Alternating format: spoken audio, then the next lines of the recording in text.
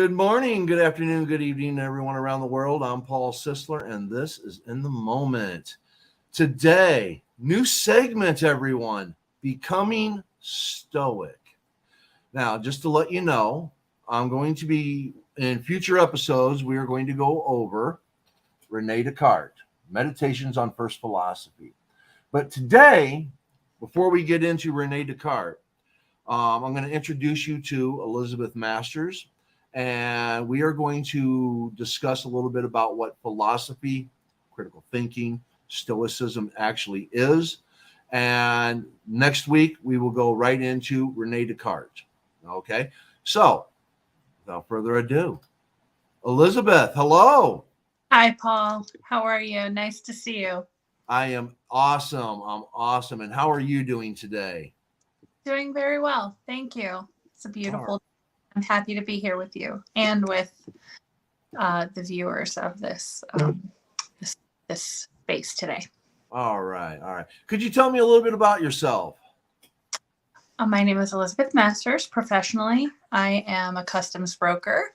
My educational background is in professional communication, which focuses more on personal communication in a professional atmosphere versus the media aspect of communication. I came to know Stoic philosophy a short time ago and have been so intrigued by it since that I've just really dove in, and I'm happy to be here to share that today. Excellent. Excellent. Now, when people say philosophy, what usually pops into your mind right away? What do you usually think of? Well, what pops into my mind based on, what philosophy is in a very simplified way is really a guiding set of principles to help you live a chaos-free, happy, peaceful life. Okay. Okay. There's a lot of different definitions, meanings. People hear philosophy. Some people think, a philosopher, they're crackpots. Philosophy has a lot of different meanings, but what I'm going to show right now is the Merriam-Webster, the study of fundamental nature of knowledge, reality, and existence, especially when considered as an academic discipline. Okay. Now, the philosopher is someone that wants knowledge. It basically comes down to knowledge, looking for more knowledge. Correct. And when you start breaking down philosophy, there's a lot of different aspects you can go into. Your research. You can go into ethics, aesthetics, metaphysics, I can't even say it. Epistemology. There we go. Logic, political philosophy. We're going to focus more on the logic aspect of philosophy. And the reason for that is critical thinking. I want people to break things down and learn from this and be able to make educated decisions in life. So now, when you hear critical thinking, what do you think? When I hear critical thinking, I think of reflection. I think of taking something and breaking it down in your mind. I think of core understanding. I think of, fundamental principles. And critical thinking is really valuable in solving a lot of life's problems. From the most internal issues that you may have on a daily basis to, solving global problems. It's really important to identify what issues are, where they're coming from, and different ways that you can mitigate them, manage them, and solve them. So what really comes to mind really is just breaking things down on an intellectual basis in order to navigate through things in life.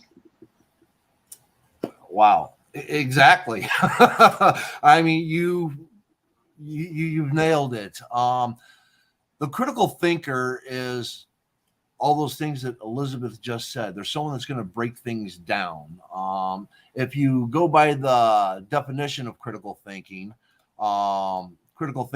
is the objective analysis and evaluation of an issue in order to form a judgment. Okay. Now, I want you to think about it in more like these terms, because the part about critical thinking that I like is argument. Okay. I talk about this in detail in my book, The Art of Absolutes and the Art of Argument. Mm-hmm. As an example, you have premises with a conclusion. This is to define what an argument is, whether it's a valid argument or a sound argument.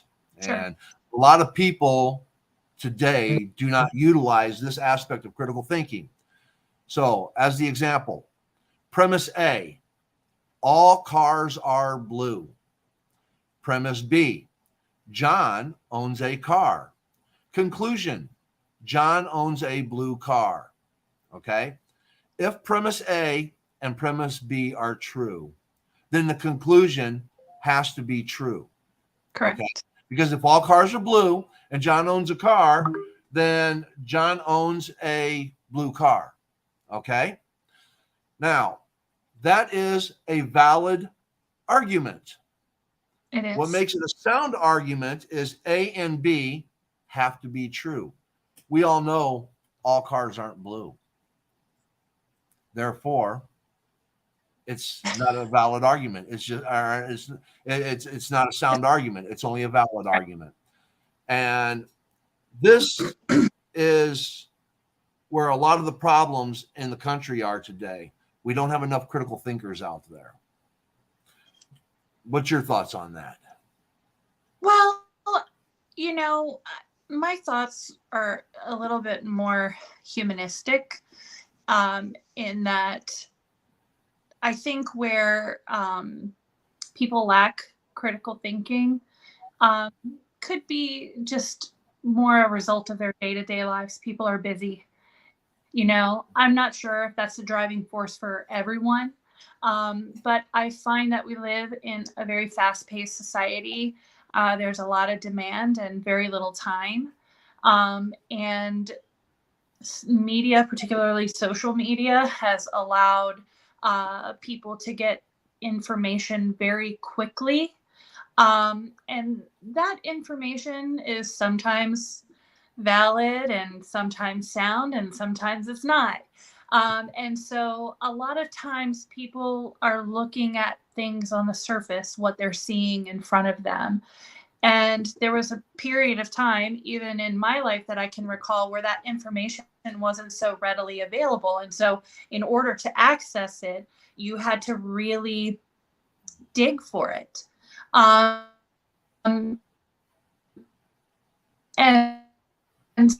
so I think there was a little bit more time spent there. So I think information is it's available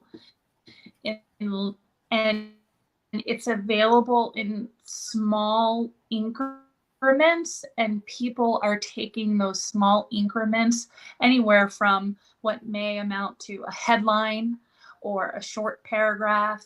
And they're getting a lot more information via audio, clips, TikToks, small snippets of information, and they run with it without really diving in. So we're finding ourselves in a situation where we've got a lot of people around us who aren't really diving in and thinking about where things are coming from, where they're starting, how they manifest, and certainly not how to solve them. Exactly.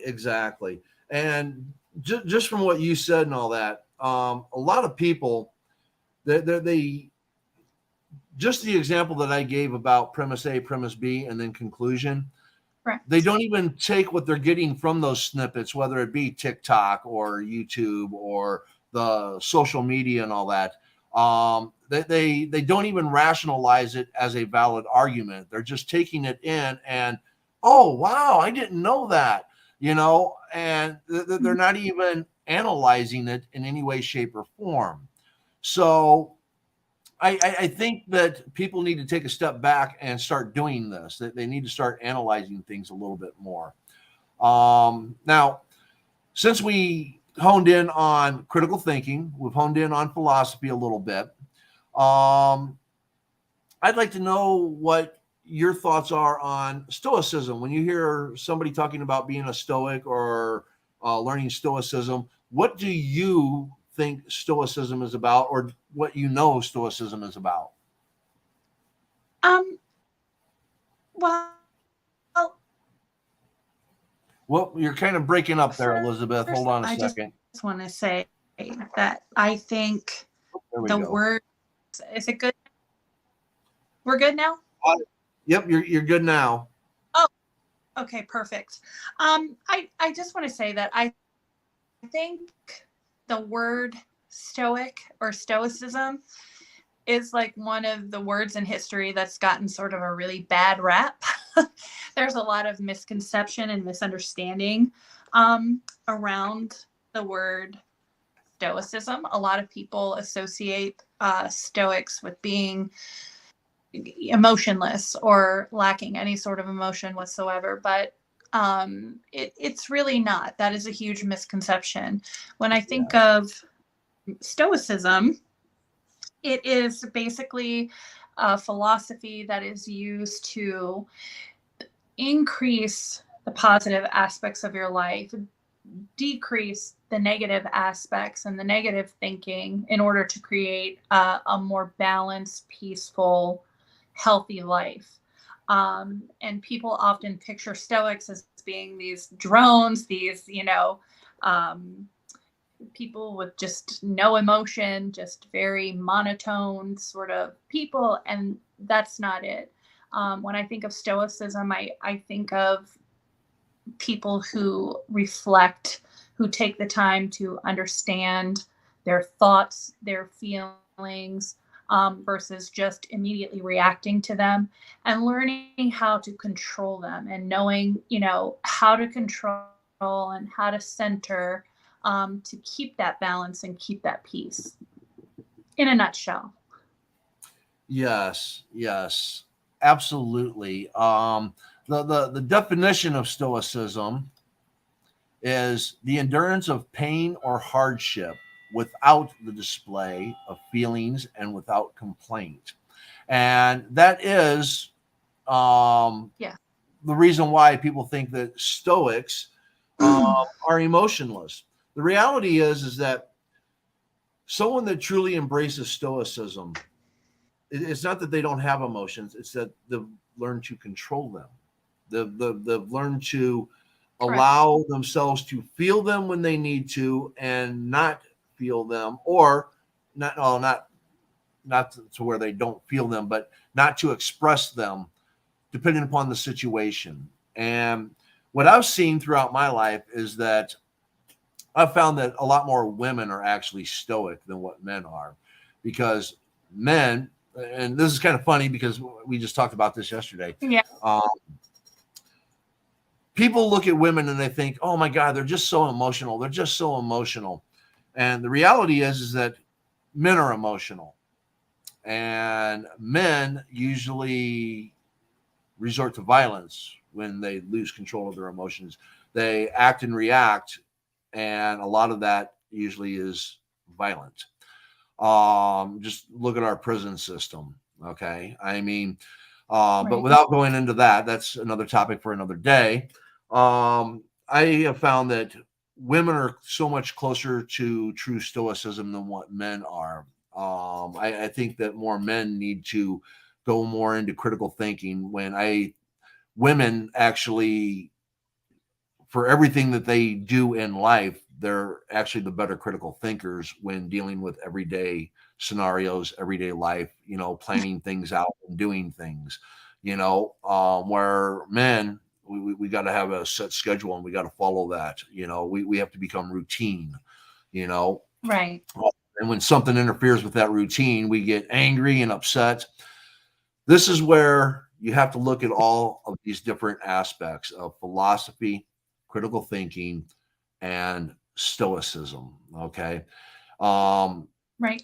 People that endure a lot of pain and hardship, um, they, yes, they could be a stoic. And more than likely, if they're a stoic, they're probably a philosopher also without even realizing it, because they analyze everything, they break everything down, they set their emotions aside, and they figure out what the best way is to do this instead of Right. just reacting emotionally. Correct. And I find that one of the things, especially in my life, is I sit back and when I get upset, I get mad, I get frustrated, I get sad, I get happy. I mean, even getting excited and happy and acting like the fool because, oh my God, this is so much fun. This is so much fun. Blah, blah, blah, blah, blah. Yes, it's great to express emotions, but there's also certain times where you have to sit back and not show them, that you have to deal with a Right. situation. And that's where stoicism truly comes in, and critical thinking and philosophy Correct. and knowledge. One of the interesting things that you said about women being, maybe more naturally stoic, I don't know. Mhm. I think a lot of people really don't know what stoicism is. And I can say that from experience. I'm a natural stoic, but I really had no idea about it until I bumped into, Bryce in a space one day, and we were started the topic came up, and I was listening to it and I was like, oh my God, they're talking about me, but I've never heard of this before. How can this be? This wasn't something that I chose to adopt. It was just something innate within me. And I think it's interesting that you bring up the point that more women are naturally stoic when stoicism is male dominated. So Yes. when you go into stoic forums and you read stoic authors, they're all males. And Yes. there are females out there, but they're difficult to find. Um, and so, women may or may not be, better in general at compartmentalizing. I'm not a man, so I can't speak from that perspective, but Stoics do tend to take those initial emotions, particularly in difficult situations, put them on a shelf and analyze the problem, break it down, reflect on it.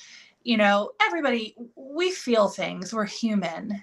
People who practice Stoic philosophy, either they're natural Stoics or they have chosen to adopt it as their main philosophy of their life because they want to make changes, or they have found certain areas of their lives where they feel like they could improve upon, whether it's emotional reaction or just you know thinking through things more instead of just diving into something. um, I think that it it serves us in that we put our feelings aside. We feel the feelings. The feelings are there. I mean, we Mhm. experience them like everybody else. Um, but we make a conscious choice and an effort not to allow the emotions and the reactions, particularly the more negative ones, to dominate us. Because that's where problems really start to come in, is when you allow the negatives to dominate and you don't solve through them. You can start to see things, just sort of build up and have a domino effect. So it's really, really important to think through whatever the issue is at hand, however you're feeling. And what you may discover is that initial reaction, those initial feelings, aren't really how you truly feel about the situation in general. We Yes. hear things sometimes that actually aren't being said, or we interpret things in a certain way. And if we respond to them immediately, we're not giving ourselves or the people around us a chance to really, you know, understand if Mhm. we're receiving the information correctly in the first place. And so Stoicism really helps people to sort of absorb, take a step back, calm yourself, and handle things in a really productive way. And if you can handle things in a productive way for yourself, you're better able to serve the society, your family, your community, the people around you, much, Yeah. much better and much. Yes, absolutely, absolutely. And that's one of the things that, like, when I was growing up, I was fast to react. Somebody would say something, and I would be like, just what'd you say? Just getting up in their face, and instead of, where, as I've gotten older, if somebody says something, I'll be like, Excuse me, I didn't quite catch that." Where Yeah, instead of allowing my emotion, which immediately, if I think that I'm being threatened or something, I'm in threat, I will right, turn around, and the usual reaction, especially for men, is testosterone, puff chest, get in your face. I'm ready for a fight. Okay, that's where fight and flight comes in. right, Then, if you actually take a step back and you analyze the situation and you start asking questions, analyzing it, breaking it down, make sure you heard what you thought you heard. And instead of getting mad and angry, it's like, why would you say that? Why would you ask that? Why would you present that? Why would you be this way?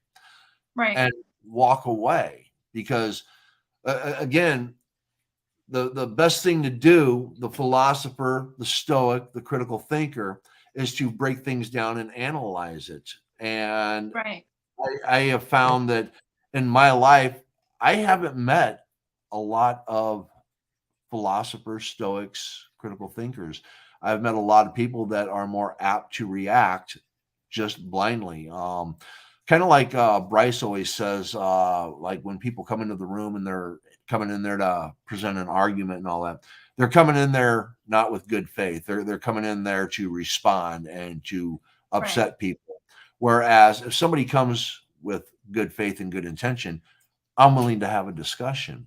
And again, going back into what we're seeing in the world today, people aren't willing to have a discussion. No, and I think people see a lot of things that are really triggering, particularly on social media.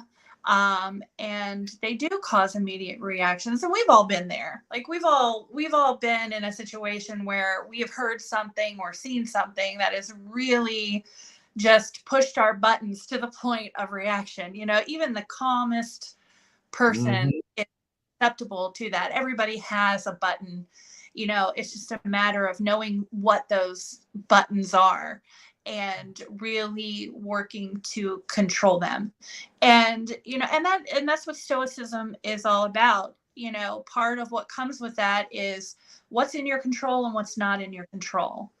And when people can master that question, is this in my control? Yes or no? And they can learn to take a step back and not focus on the things that aren't in their control. It leads to the path of peace and happiness a whole lot faster, because you realize that, you know, there's just no point in fighting these battles that are unwinnable. And in doing that, you actually become unassailable, and you become very valuable, to yourself, and again to those around you and the community that you serve, whether it's just the most localized community, which is your family, or a broader audience and people, out into the world. You're able to reach and help a lot more people, which is really, really important. Yes. We have T. Paul's Playground in here, a friend of mine from my writing community. He is actually on the vellum with me on Fridays, and he's made a few comments and statements. So, becoming stoic is becoming a critical thinker. Um, it's part of being a stoic, yes. You can be a critical thinker and still not be stoic, because you can be Right, a critical thinker and still have problems with your emotions. You still might be someone that your emotional state still becomes overbearing, even though you analyze and break everything down. The world just becomes too much for you. right, So a true stoic can take no matter what comes at them in life and break it down and analyze it and deal with it, no matter how bad, how horrible, how brutal it is.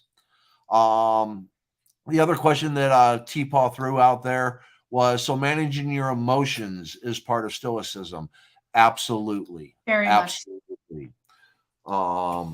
You let's say you're driving along and you get a flat tire, and you don't realize it right away, and as it goes down, it blows out. You now hit the curb, and your wheel is actually dented, and you're late for an appointment. You're going to get groceries, whatever the case may be. A lot of people are going to get out, they're going to kick their car, they're going to be pissed. What am I going to do? And they're just going to stand there not knowing what to think or how to react. Where the Stoic is going to analyze the situation. I can call this person to come get me. I can call this person to go do this. All right, this is probably going to run me about X amount of dollars. I'm going to have to get this into a shop. I can't fix this myself. They're just going to start analyzing it and breaking it down. The emotions are still there. They are pissed. They are angry. They are frustrated. They might even grunt when they get out of the car, but they're going to hold those emotions back. And then later on, when they get home, when they have a moment to themselves, they're going to sit there and like, Jesus Christ, God damn it. Why does this always happen to me? There's a time and a place to allow these emotions to go. But when you're handling a situation, sometimes you have to handle the situation, because if you just stand there, you're not going forward. Your comments? So I would explain it, and you're absolutely right. And, Stoicism is a lot more than just managing emotions. Right.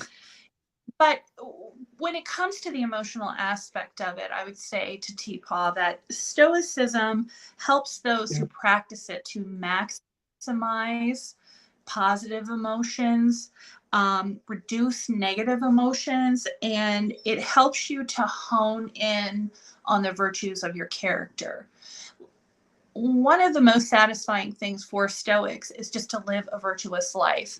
And so it doesn't just teach you to manage your emotions. That is certainly essential in living by the Stoic philosophy, but it also helps you to really hone in on the important virtues in life. And for Stoics, those virtues are broken down into 4 tenets, which is courage, wisdom, justice, and temperance.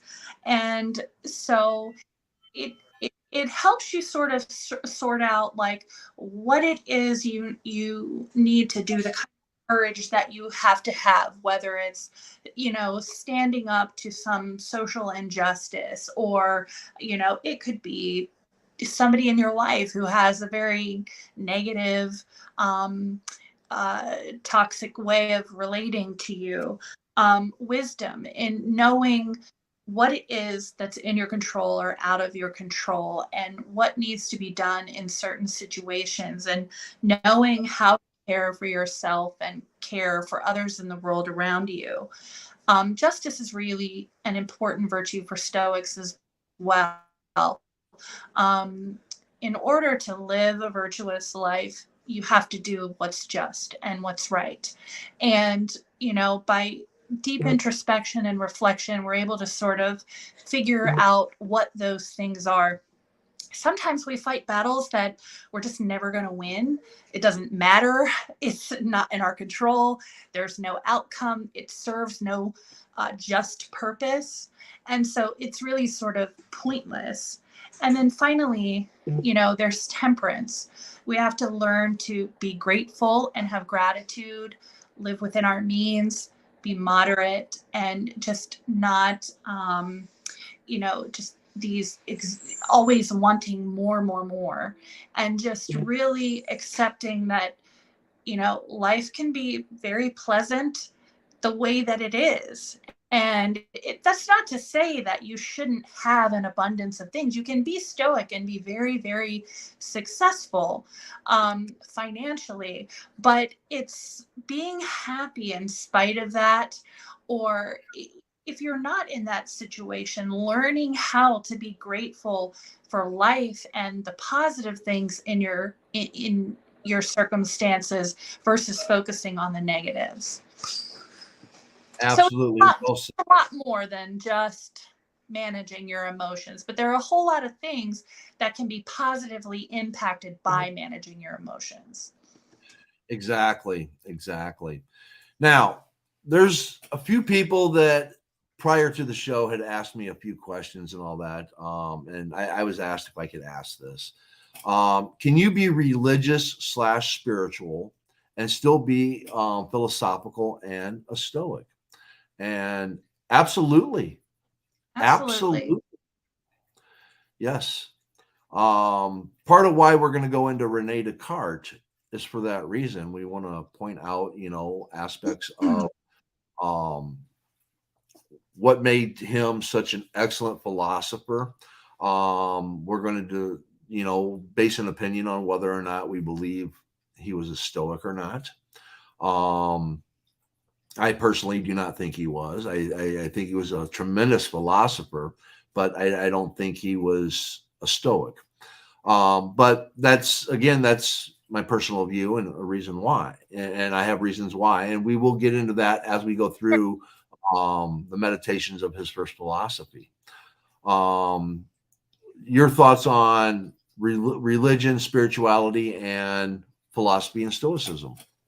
Well, I've been in spaces with Bryce and Benny, and we've had a couple of discussions where I have said I believe Jesus was a Stoic.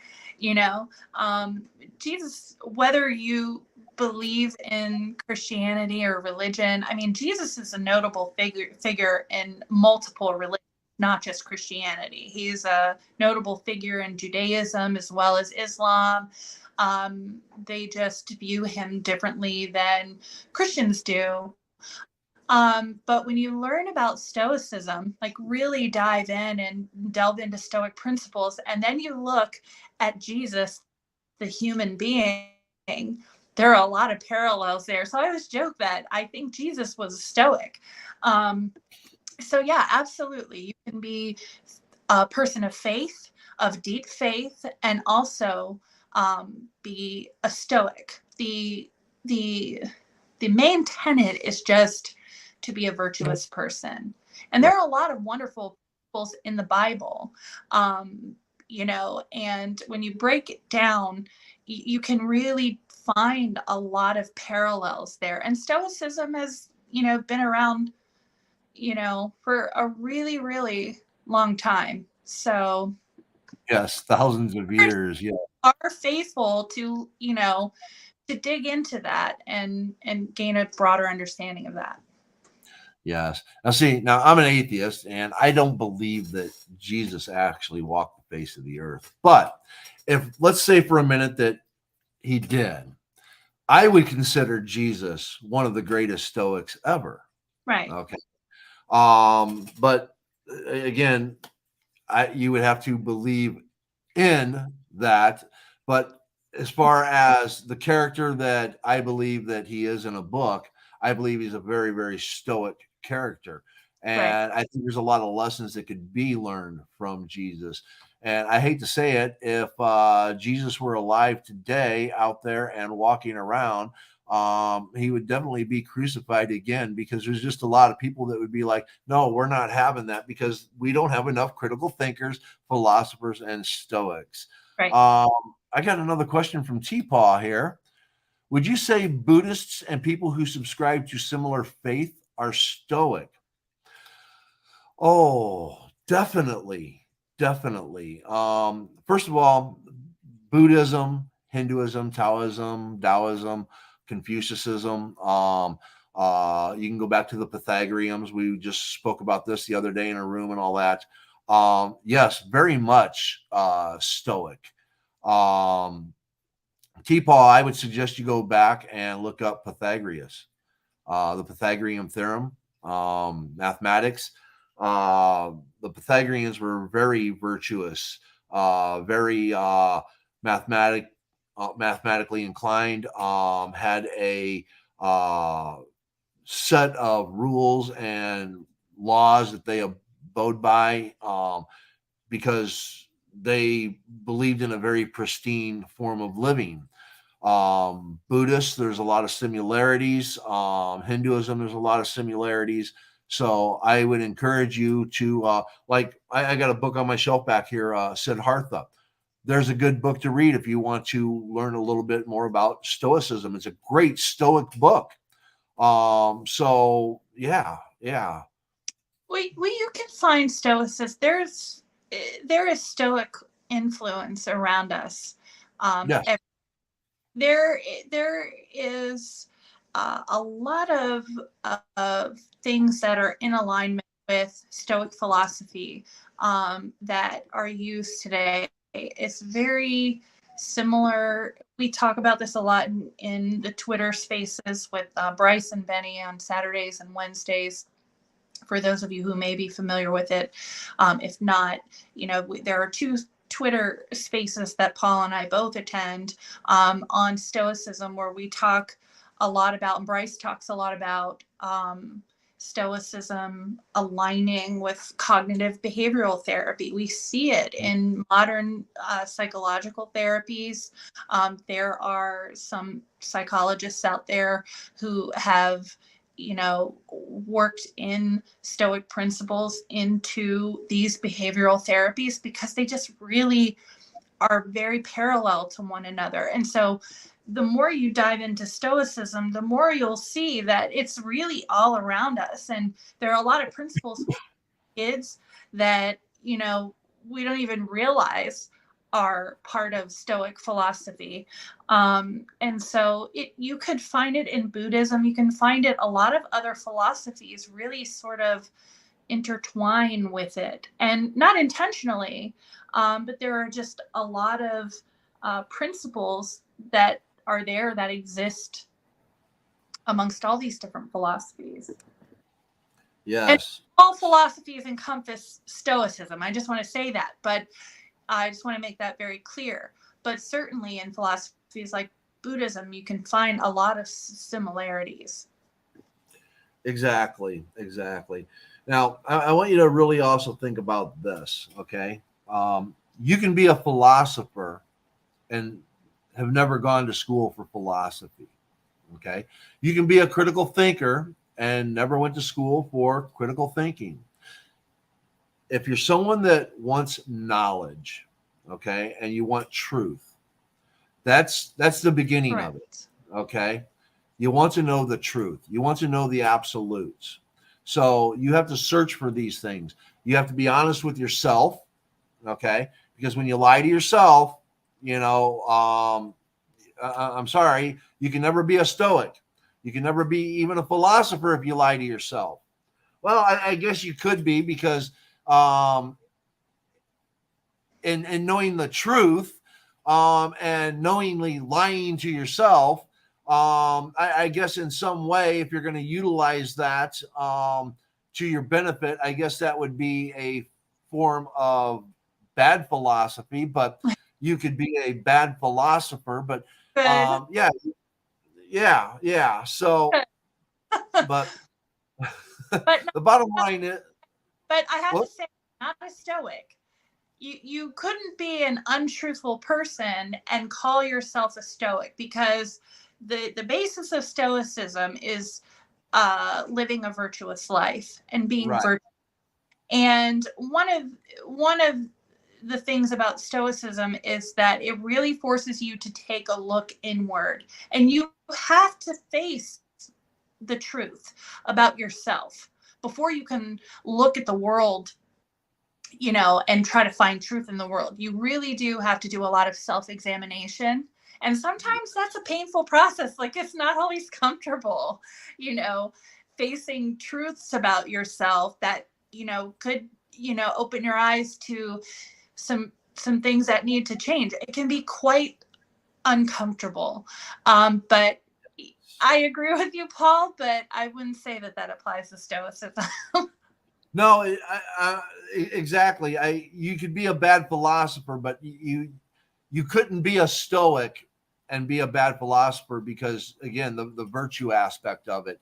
I want to ask you because and what Elizabeth had just stated is another reason why we're going to be going into Rene Descartes. Okay, because it has to do with beliefs, being truthful to yourself, and being able to look at the belief systems that you have, and would you be able to throw away your entire belief system as you know it and reevaluate yourself and learn about yourself. Take everything that you think you already know and just throw it away. Boom. Start all over. Could you do that, Elizabeth? That's a really hard thing to do.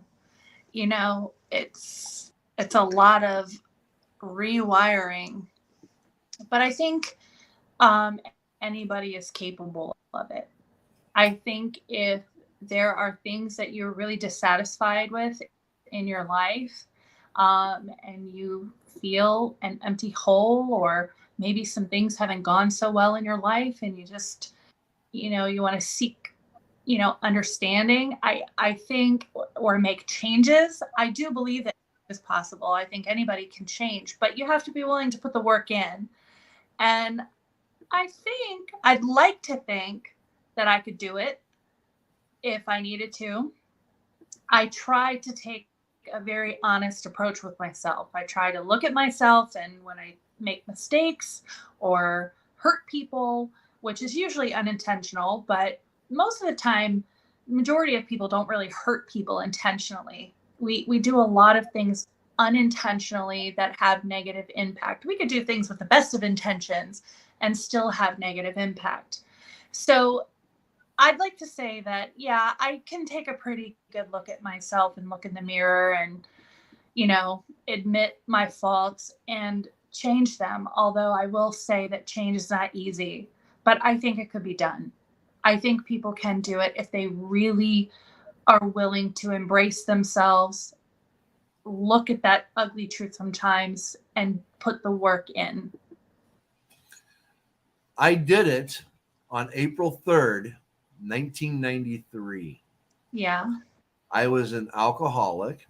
I was into drugs. I was living the biggest lie ever. I was, I was still a kind person and a good person at heart, but for my own self-interest, I would screw people over and do things that, again, that, by today, I wouldn't even dream of it.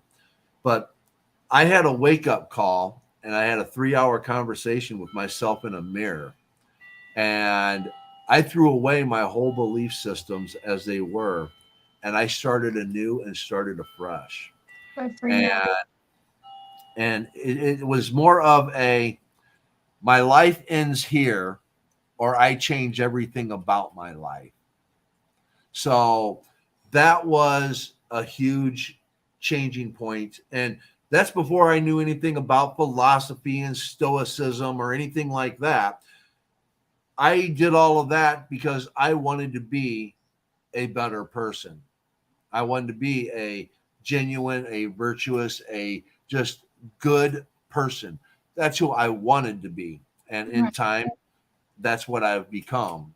At least I believe I have. You Now, have. well, thank you. Now, if there's one belief system that you have right now, I want to know what would be the hardest belief system that you have that you would have if you had to throw it away and reevaluate and start over. What would that belief system be? What would be the hardest one for you to throw away and start over on? Well, it's interesting you asked me this, because this past year has been a really difficult year for me, and it has come with helping deal with one of my teenage daughter's issues. And so I have learned, and this was actually a very difficult lesson. It really sort of knocked me off kilter and it really knocked me down away from, really, I'm a master compartmentalizer. Okay. When there's an issue, I put it up on the shelf and power through it and move on and solve the problem. Sometimes I'm not so good at going back and dealing with the real raw emotions that I've experienced because of it, because I've solved the problem and we're good and we can move on. But I never actually deal with those emotions, and that kind of catches up sometimes. But in this particular situation, I was unable to compartmentalize, and it really took me away from that sort of safety net, and I really didn't know what to do with myself. And it was when I bumped into Bryce and started learning about stoicism that it helped me to realize this very thing that you're asking me. And that belief system is that somehow I can solve my children's problems, and you can't. And some of their problems, the normal teenage stuff, you got to let them work through. But there are some times when we see our kids struggle with something that is really, really hard, and you realize it's going to be a lifelong struggle and it deeply impacts your own life. The belief that you can sometimes solve it for them is just not realistic. And so it was a very difficult lesson for me to let go of trying to solve it. And I had to really realize that these are her struggles. They're her problems. I'm only ever going to be able to be here as a guide to try to give her the tools and resources. So the belief system for me that I've been forced to throw out is that I can solve their problems, especially the ones they're going to struggle with long term. And that was a really, really hard lesson. Yes. But some help to reground me in that. All right. So you are actually working on this belief system, on changing it. Okay. Yeah. Oh, wow. That's impressive. It's truly impressive. And a lot of parents go through this because everybody wants the best for their children. So, they take on that role. And it's a hard one to drop. Been there, done that.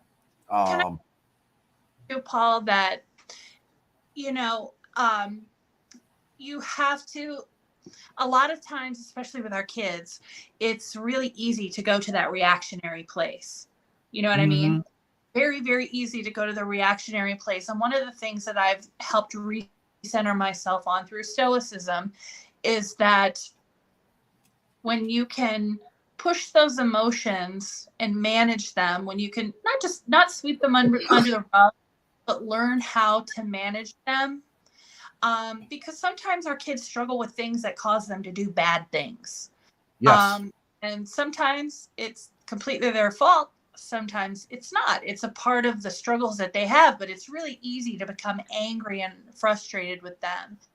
But when you can learn how to manage those reactions and those emotions, it's much easier to be compassionate about it and work through it to try to give them the appropriate tools. And that could apply to anybody, not just your kids. It could apply to that you love or care about.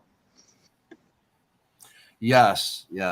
I myself, father of 2 daughters, stepfather to 2 sons, and have 8 grandchildren. So yes, trying to control their lives. It's not so much trying to control their lives as here is the right path. This is the wrong path. Why are you taking the wrong path? Here is the right path. I guess you're going to have to find out on your own. Okay. Yes. No. That's hard. Yes, it is. And sometimes you just got to take that step back. I get it. I get it.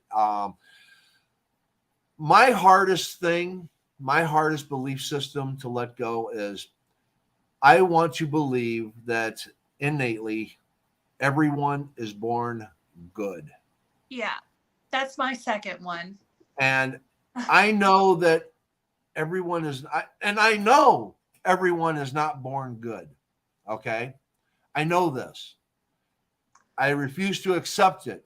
I want to believe that society, parenting, culture, I want to believe that all of these things are the effects of why someone might grow up to be bad. I want to believe that. And the hardest belief for me to let go of would be that, because if there's innately born bad people, I, I, I just I just refuse to accept it. I know that there are, you know, science for the most part states this, that people are just born with bad genes, Sometimes. and I have to believe that everybody should have the hope of being good. Everyone should have the hope of being able to live a virtuous life. And for me to believe that there's people that's just not possible for, I can't accept it. I refuse to accept it. So that would be the hardest belief for me to actually try to let go of and look at it from a different way, because I don't want to. Yeah, sometimes, and this is a big part of stoicism too, is just accepting things as they are. And when you can accept things as they are and try not to view them as good or bad, it's easier to work around them. Yeah, the Stoic Padawan says the start with Stoicism takes a big shift in mindsets and beliefs. Correct. Absolutely, absolutely. Um, that's why we're doing this, becoming stoic.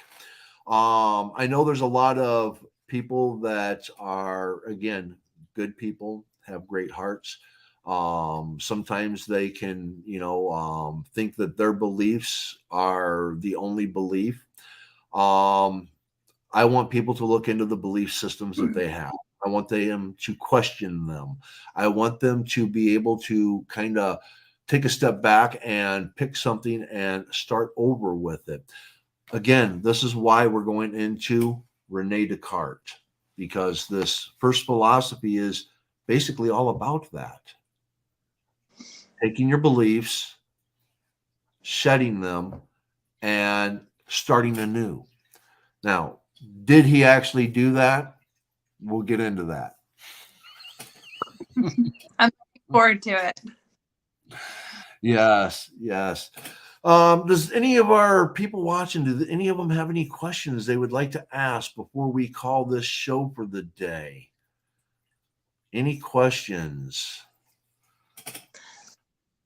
I'm really Oh, diving more into this. And one of the things I'll say about Rene Descartes is that he is considered one of the founding fathers of modern philosophy.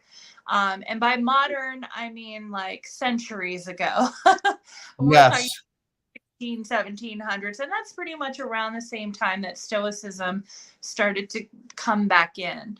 And he did apply a lot of Stoic principles in his philosophies. But one of the things that were different from him was he didn't view people, passions as a negative. Well, I don't want to say not as a negative. He didn't view them as intellectual sicknesses, where some Stoics do. He just thought that they were basically instruments by which you could use them to gain control of more irrational desires or impulses. So it'll be interesting to discuss how Rene Descartes sort of aligns with the ancient Greek yes, yes, absolutely. T Paul has another question. Can you be inherently emotional and very emotionally driven and still be stoic? Absolutely. Yes. Absolutely. There are people out there that are empaths. Okay. They feel the pain of other people, very emotionally driven people. I happen to Yes. be one of those. I'm an emotionally driven person, but you Same. can also learn to restrain those emotions and hold them in, curb them. I wouldn't say shove them down so far that you no longer feel them. No, you're still going to feel them. But yes, you can be inherently emotional and very emotionally driven and still be a stoic. In fact, I would actually say that your greatest stoics are probably the most inherently emotional and the most emotionally driven people there are, because that's what makes them so stoic. And I want to just expand upon that a little bit because a lot of stoics that you will find are some of the kindest, most loving, most compassionate people that you will meet. The stoics are not people who are absent of emotions. um, you know Stoics feel things very, very deeply.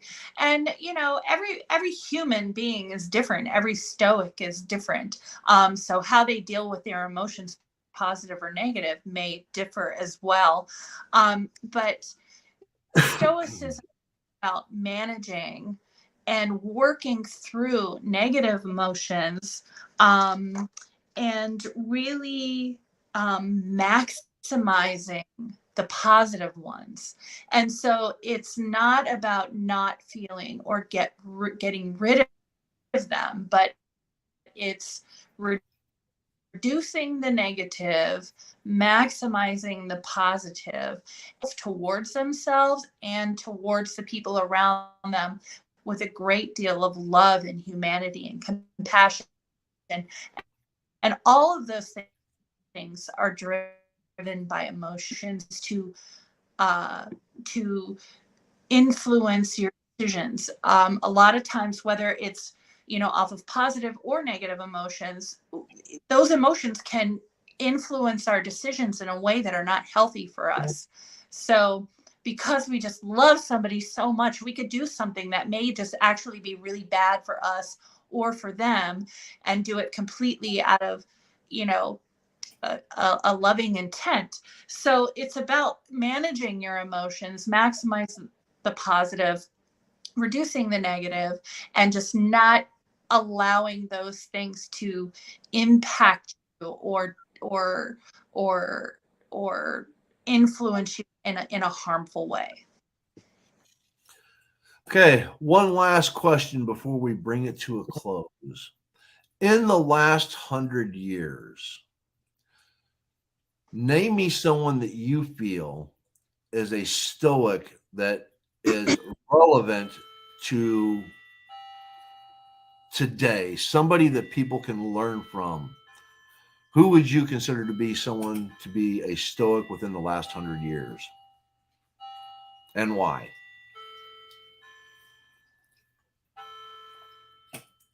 Well, I don't know if you're referring to like in pop culture, or Anything, anything. It could be a teacher you once had. It could be a president. It could be an actor. It could be a singer. It could be a psychologist. It could be anybody.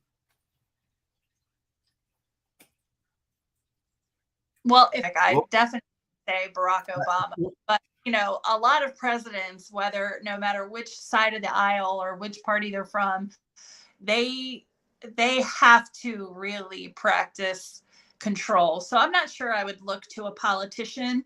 Um, but there is one modern Stoic that we talk a lot about in spaces, and that's Donald Robertson. And for me, he's a huge influence. I was introduced to him by, Bryce and Benny and the Stoic spaces we attend. And I would encourage anybody to check out his work. He's got some great books on Stoicism. He's also a practicing psychologist, who does use Stoicism in his cognitive behavioral therapy. And he's been a huge positive influence on me, so How about you, Paul? Malcolm X. Interesting. And he started out very angry and he learned a lot. He made a trip. He came back a different person. And if he wasn't stoic, he worked real hard at being stoic. Right. So that would be my pick. And there you go. I think that people can learn from other people. And I think someone that you can learn from that has been in a mindset that is able to change their way of thinking for the better is someone to really be looked at and thought about. Right. So for me, it's Malcolm X. And I know T-Paul's on here. Really? Malcolm X? I know that that's going to bring up a lot of people like, Paul, are you out of your mind? There will be an episode down the road that I have planned that we will talk about Malcolm X. Okay. Well, I'm gonna have to do my homework on that because I'm not familiar with Malcolm X and if he's been a Stoic, but I'm looking forward to learning about that. Yes, I think he was a Stoic and he didn't yet know it. And I think if he would have been allowed to live a little bit longer, I think we would have seen that.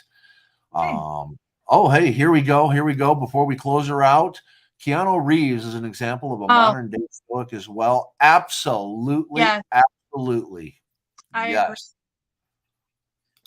agree. He's such a beautiful human and he's such an intriguing person. And I can't even believe that he didn't come to mind. But he's absolutely right. Yes, yes. Ashton Kutcher. Yeah. Another one. Yes. Yes. Kushner. Did I say it right? That 70s show. Kutcher, I think. Yep. All right, everybody. We are at that hour point. Elizabeth, awesome, awesome, awesome. Remember, everyone, be kind, be happy, and may good things come your way. Thank you. We'll see you next week. Yes.